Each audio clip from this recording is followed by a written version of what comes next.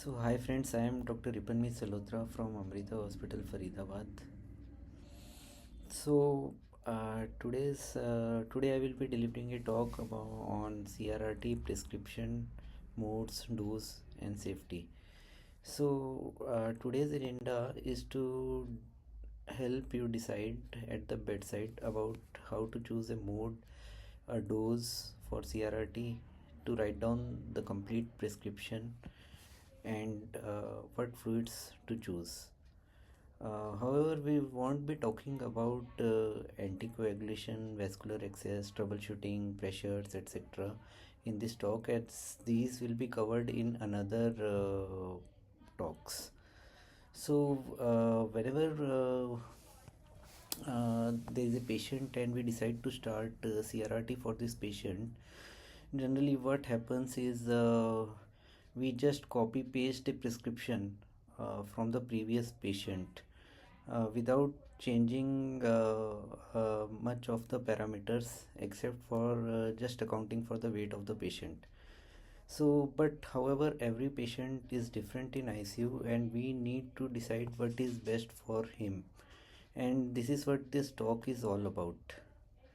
So starting with how our native kidney uh, removes the toxins and optimizes the solutes in our plasma.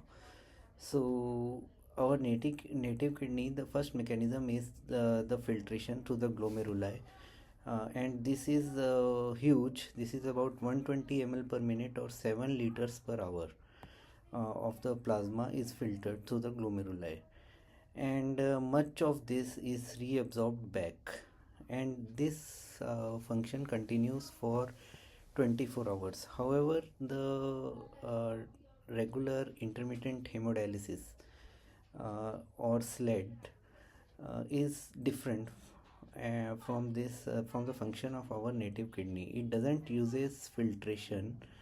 It uses a process called dialysis or diffusion, and it is very intermittent. That is, it does 2 to 3 days of work of the kidney in just 4 to 8 hours.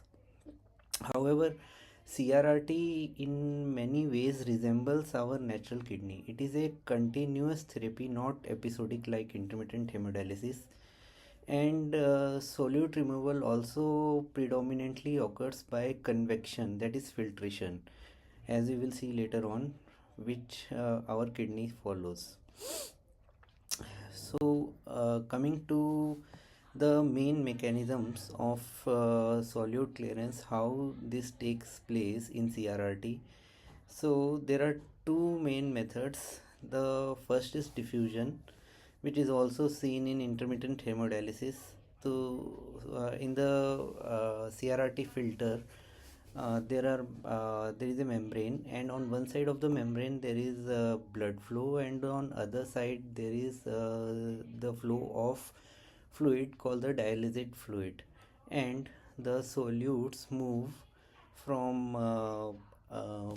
high concentration area to low concentration area. For example, if the concentration of potassium in blood or plasma is 6 and it is 2 in the dialysate fluid, the potassium will move from blood to the dialysate. So this method is called diffusion. However, this method is good only for small molecules like urea and potassium, and the larger molecules or middle molecules, as we call them, like the cytokines or um, the endotoxins, these are not removed by this mechanism.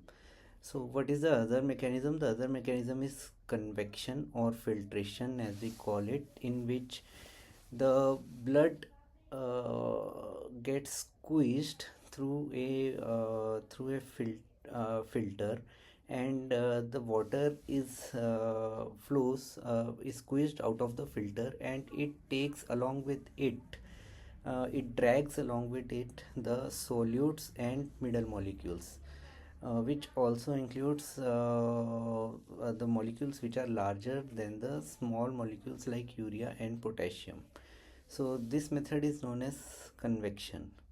Now coming to the various modes we see in CRRT, there are various names by which these are depicted. The first one is CVVH, which employs only convection.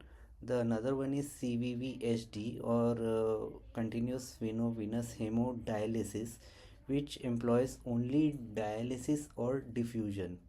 And the third one is the hybrid mode, which we call it CVVHDF, which is continuous venous hemodiafiltration, which employs both convection and diffusion. So coming to CVVH, or continuous venous hemofiltration, which employs convection. In this mode, the blood enters the filter, plasma water is squeezed out, and as the large amount of water is squeezed out of the plasma, it must be replaced by a replacement fluid, otherwise the patient will become hypovolemic. So most of the fluid which is removed is replaced by a replacement fluid with normal or as desired levels of solutes. And in this case, the therapeutic dose is the amount of filtrate that is removed after filtration.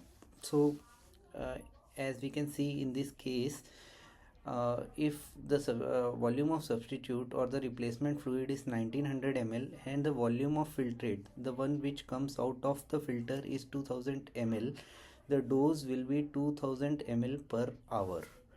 Now coming to fluid removal, the fluid removal is generally the difference between the outflows and inflows. So if the replacement fluid rate is 1900 ml per hour and the filtrate rate is 2000 ml per hour, the net fluid removal is 2000 minus 1900, that is 100 ml per hour. What we need to understand that the therapeutic dose and fluid removals are two different things. This can be explained by these two examples. For example, in example 1, the filtrate rate is 4000 ml per hour and replacement rate is also 4000 ml per hour. So the therapeutic dose will be 4000 ml per hour. However, the fluid removed will be 0 ml per hour. There is no fluid removal as there is no difference between the two. And in example 2, which is an example of low dose but high fluid removal, the filtrate rate which comes out of the CRRT machine is 1000 ml per hour, but the replacement fluid rate which is put back into the patient's blood is 600 ml per hour. The therapeutic dose will be 1000 ml per hour, but fluid removal will be high, that is 400 ml per hour. Now coming to the second mode, which is continuous venous hemodialysis, which employs diffusion as the main mechanism of solute clearance. As we already know that this method uses a dialysate fluid which flows in other side of the membrane, and on one side the blood flows, and the solutes, which includes potassium, creatinine, urea, and other electrolytes, diffuse from the area of high concentration to low concentration, generally from blood to the dialysate fluid. One thing to note in CVVHD or hemodialysis is that the direction of blood flow and the dialysate flow is in the opposite direction, that is the counter current direction. Why not in the same direction? That is because if we give them in the same direction, there will be a high gradient of solutes in the beginning, but they will equilibrate in the middle part, and in the end of the filter there will be no equilibrium and there will be no diffusion. and to maintain this difference in the concentration, they both move in the opposite direction. The blood goes into the filter at the top and comes out at the bottom, and the dialysate fluid goes into the filter in the bottom and comes out at the top. uh, what is the therapeutic dose in the CVVHD? The therapeutic dose remains the same, that is what is collected in the effluent bag per hour.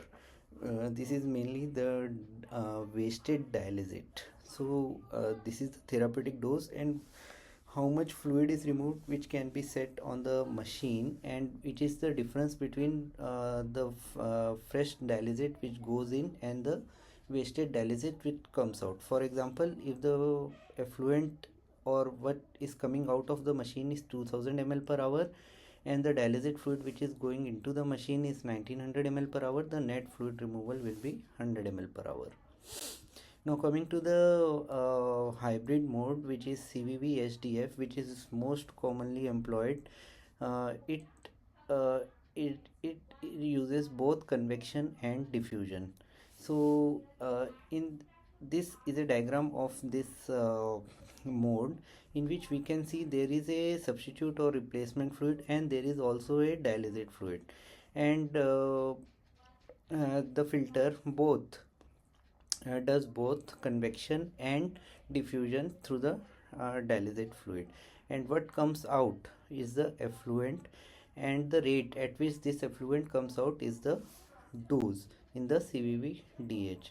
For example, if around 1000 ml of dialysate fluid is set, and 900 ml of replacement fluid is set, and 100 ml is our net fluid removal, the dose will be around 1000 plus 900 plus 100, which will be equal to the 2000 ml per hour.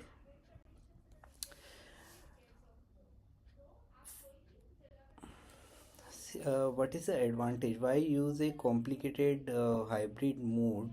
The advantage is it gives the best of both the modes, CVVH and CVVHD. Uh, it efficiently removes small solutes by using CVVHD without increasing the filtration fraction, and it also helps in improving the middle and large molecules. So we have seen the modes. Now let's come to the optimal dose. So what should be, we know the dose of CRRT is the amount of effluent or the wasted fluid coming out in an hour, 2000, 3000, 4000, whatever it is. So how this dose is decided? So as we know that in our body around 15 grams of day is urea is generated in our body, and the usual serum urea concentration is 0.3 gram per liter. So based on this, we will have to clear around 50 liter of plasma water per day to remove 15 grams of urea. So this 50 liter of plasma water plus day per day clearance will need around 2 liter of clearance per hour. So this comes around to be around 20 to 30 ml per kg per hour of dose. However, many researchers have argued that higher doses up to 40, 50 or 60 ml per kg per hour can lead to better survival, and this was tested in several trials. The first one was the renal trial, which took place in Australia and New Zealand, and they compared a dose of 25 ml per kg per hour to a high dose of 40 ml per kg per hour. And what they found was there was no difference in mortality or dialysis dependence. Another trial, the VANH18 trial, also compared the normal dose of 20 ml to a higher dose of 35 ml. The results were same. There was no difference in mortality. However, the higher dose led to more hypotension and more side effects. So what we have concluded is the higher dose provides no benefit and can also be harmful in some cases. And based on this, the KDIGO guidelines suggest to ensure based on this, the KDIGO guidelines suggest to ensure a delivered dose of 20 to 25 ml per kg per hour. However, there is always a downtime to CRRT machines running, and it is not a magical therapy which runs continuously 24 hours a day for as long as we want. There are always down times like the filter clots, or the patient moves for CT or for some procedures, so or the bag gets empty and the machine is stopped for some time. So we should aim for a higher dose around 25 to 30 ml per kg per hour, so that our delivered dose comes to around actual delivered dose comes to around 20 to 25 ml per kg per hour.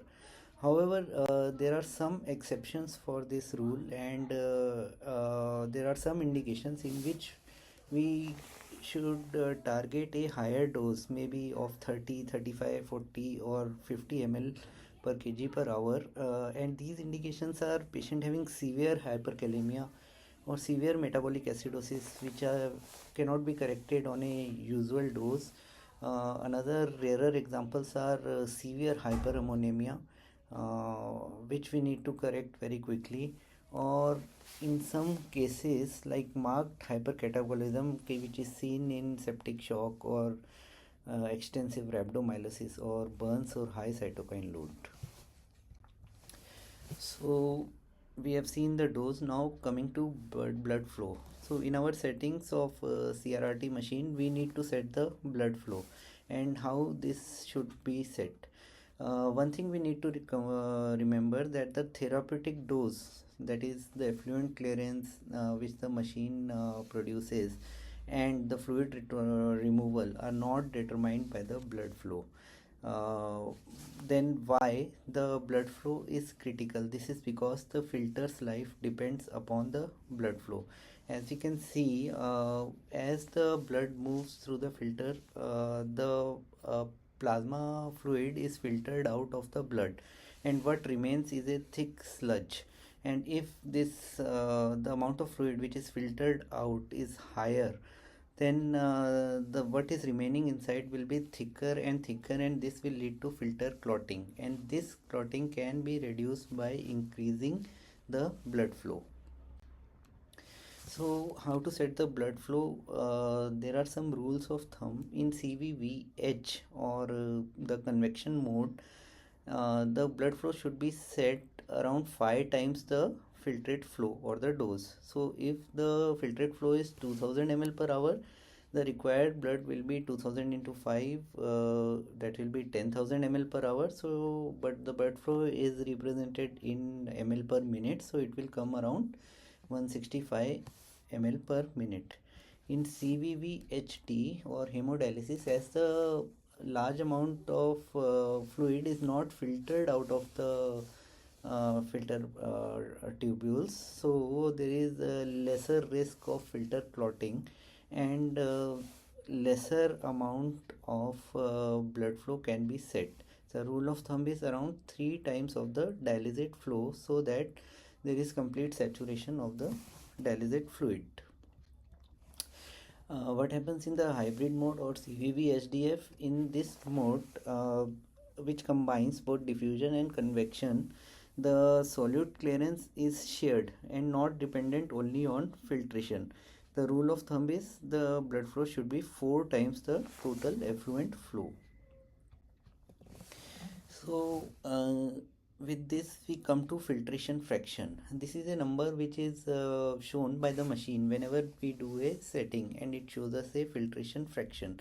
So what is filtration fraction? It is a ratio of filtration flow, that is QF, divided by the plasma flow. So what is in the numerator? Numerator is whatever the amount flow of water which is coming out of the filter, and the denominator is the plasma flow, which is derived from blood flow. So acceptable filtration fraction rate is up to 25% or below. Anything above 25% means that more than 25% of plasma fluid is coming out of the filter, and what will remain will be a thick sludge, and this will lead to filter clotting. So we should aim for a filtration fraction of less than 25%. So coming to practical blood flow targets in ICU, generally we set the blood flow between 150 to 250 ml per minute. However, if we are using regional citrate anticoagulation, the flows used are lesser to avoid the risk of toxicity of citrate. And if no anticoagulation is used, the blood flow should be higher to prevent the clotting of the filter. However, there is always a catch that if we increase the blood flow beyond excess capability, there will be a excess alarm. And the maximum blood flow which can be set also depends upon the condition or the diameter of the catheter which we have put. So lastly, we will come to post dilution versus pre dilution. So as we have seen that in CV, when we are using convection or the modes like CVVH or CVVHDF, which is a hybrid mode, we use a replacement fluid. So this replacement fluid can be administered in the circuit before the filter or after the filter, which we call as pre-dilution or post-dilution. So in pre-dilution, what happens is the effective filtration fraction is lower and hematocrit rise is blunted.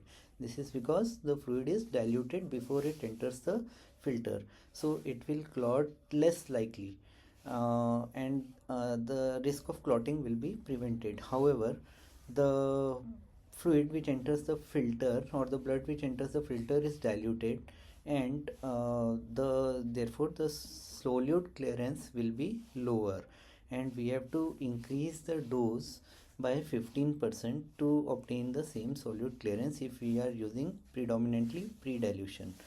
What happens in post-dilution? For the same dose, the effective filtration fraction will be higher and the hematocrit rise will be higher, and there will be more risk of clotting. And however, the efficacy of the filter of the machine or the system will be higher because of higher solute clearance. Now coming to the CRRT fluids. So fluids are required in CRRT therapy for two purposes. One is the dialysate and the other one is the replacement fluid. So generally the fluid composition for both of them is similar, and these are generally decided based upon the desired plasma composition. So generally the sodium in these fluids is around 140. Potassium can be selected from 0 to 4. There is generally calcium in the normal plasma concentration, magnesium in the normal plasma concentration. Chloride varies with buffer and electrolytes. The buffer which is used in these fluids is bicarbonate, which ranges from around 25 to 35 millimole per liter.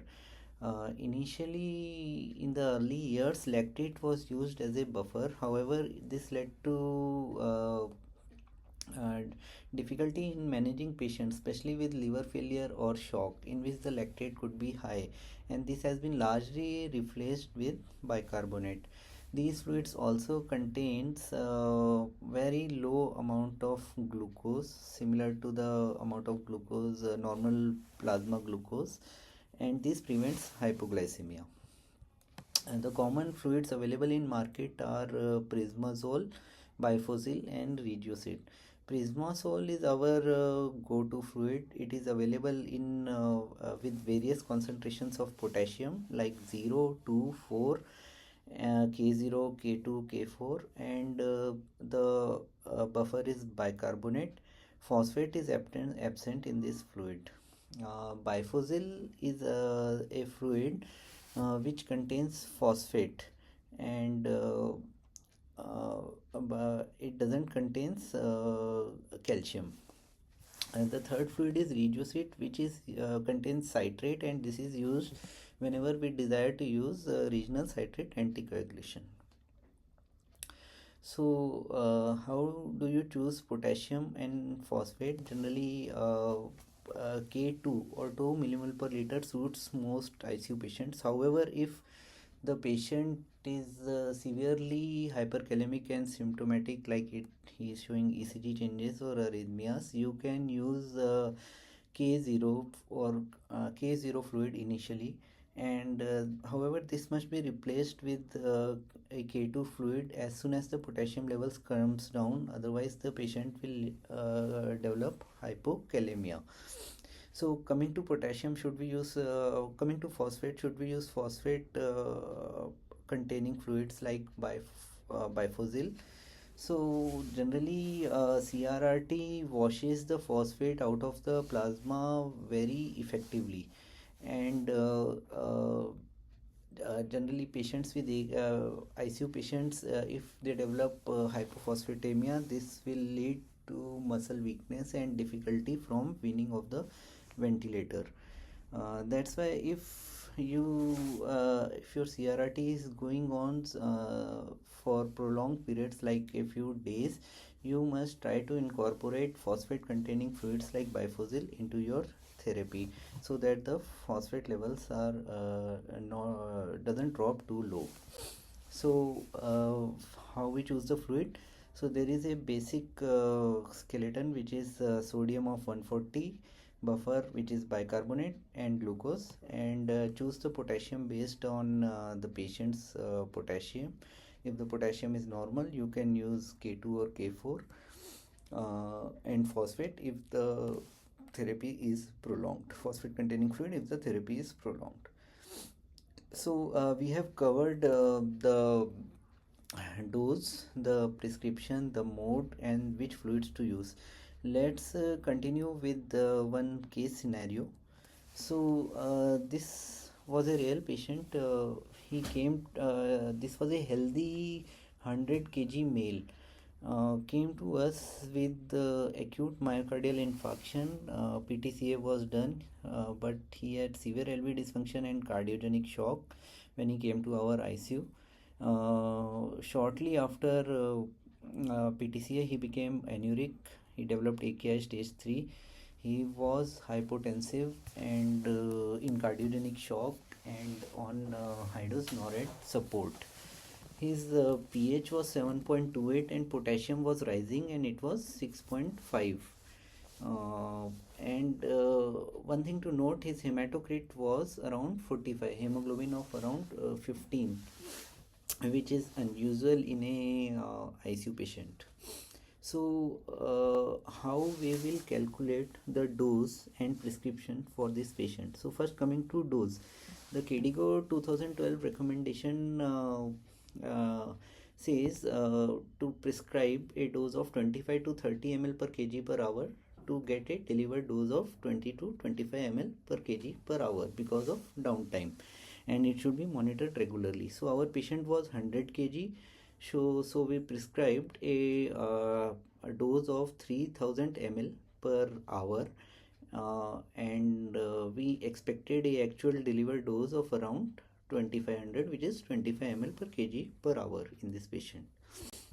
So this was the dose, and we have decided the dose, and the mode we selected was the hybrid mode CVVHDF or continuous veno-venous hemodiaphragm filtration, and we know the dose was 3000 ml per hour. So how to set the remaining parameters? So in CVVHDF we have to choose both the dialysate flow and the replacement flow, and we have to decide how much is the replacement flow pre-filter and how much is it post-filter, and what amount of fluid we have to remove per hour.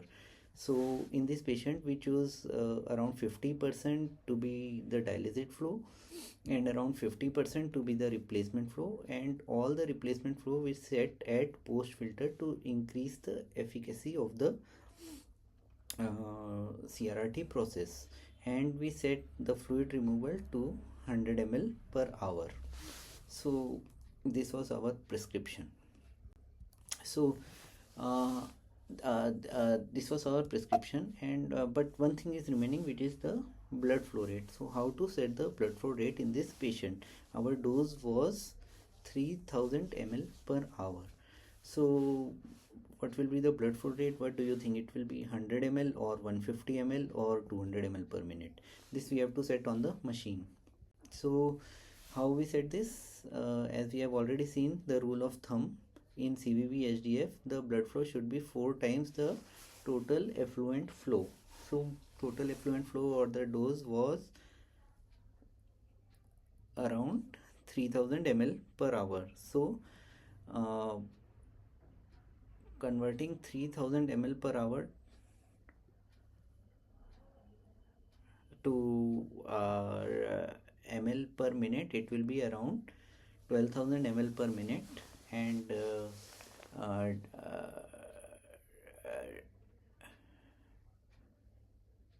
for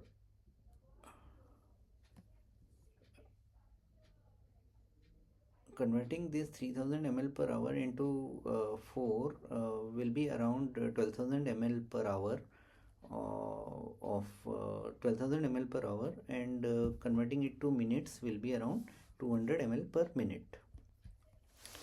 So coming to filtration fraction, now let's calculate the filtration fraction in this patient. So blood flow we have already calculated, it is around 200 ml per minute. Hematocrit is 45%. Pre-filter replacement 0, post-filter replacement 1450 ml per hour, dialysate flow 1450 ml per hour, and fluid removal 100 ml per hour. So how we calculate the FF in the numerator there is filtration flow or QF. So what is the filtration flow? It is 1400 ml plus the fluid removal, that is 100. So it comes out to be 1550 ml. Numerator is 1550 ml. And what is the denominator? Denominator is the plasma flow. So plasma flow is blood flow into 1 minus hematocrit. His hematocrit was 45%. So the plasma flow comes out to be 6600. So filtration fraction is 23%, which is well within our recommended filtration fraction range, that is less than 25%. So if in this patient we drop the blood flow to 150 ml per minute, filtration fraction will increase, decrease, or remain the same. So how we calculate the filtration fraction? In the denominator is the plasma flow. If we reduce the blood flow from 200 to 150, what will happen to plasma flow? Plasma flow will decrease. So if the denominator decreases, the filtration fraction will increase. So if this is the calculation, if we reduce the blood flow to 150 ml, the filtration fraction will come out to be 31%, which is very high, and there will be high likelihood that the filter will clot before its usual lifespan of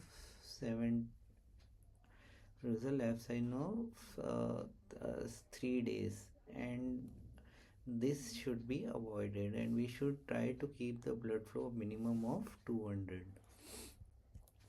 If the mode is changed from CVVHDF to CVVH, which is the pure convection mode, and we keep the dose, that is 3000 ml, and blood flow, which is 200 ml, same, what will happen to filtration fraction? Whether it will increase, decrease, or remains same? So the answer is it will increase. How? We'll see the calculation. The filtration fraction is calculated as a ratio of filtrate flow and plasma flow. So if we change the mode to CVVH with the same dose, the filtrate flow will be the entire dose because there is no dialysate flow. So filtration flow, the numerator will be 3000 and the plasma flow remains same 6600. So filtration fraction will be 45%. So which is very high, and the filter will clot in no time with this high filtration fraction. That's why the mode chosen was CVVHDF, not CVVH. So last, which fluid you will choose for this patient? So these were our criteria for the fluid. So patient has a potassium of 6.5, which is very high, and patient is already a cardiac patient and at risk of arrhythmias. So we will like to bring down the potassium as soon as possible. So we will choose a fluid with low potassium, probably K0. And which fluid you will choose? Prismazole, Bifuzil or Regiocet? So we will start with Prismazole K0 in this patient. As soon as in a few hours or with one bag, when the potassium reduces, we will shift to Prismazole K2 to K4 along with monitoring of the potassium. And if the CRRT is continued for days or prolonged, then we will shift the fluid to Bifuzil, which contains phosphate and which will prevent hypophosphatemia along with its complications like muscle weakness. So that's all was there in the prescription and dose of CRRT. Thank you. Any questions? I will take them.